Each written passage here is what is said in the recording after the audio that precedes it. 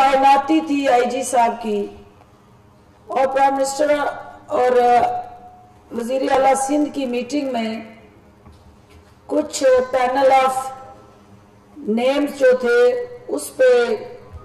Consensus और discussion चल रही थी,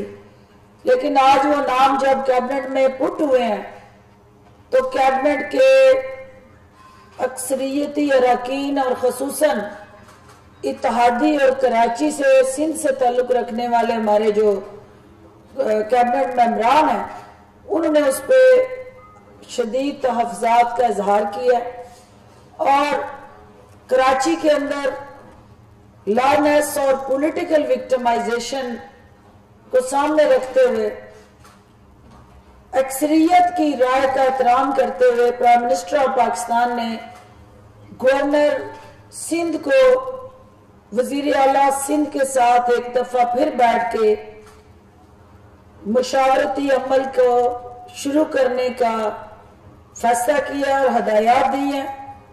और उन्होंने कहा है कि ये जो पैनल ऑफ नेम्स है इन पे और नए नाम जिस पे दोनों का कंसेंसस हो वो कैबिनेट के सामने लाए जाएं।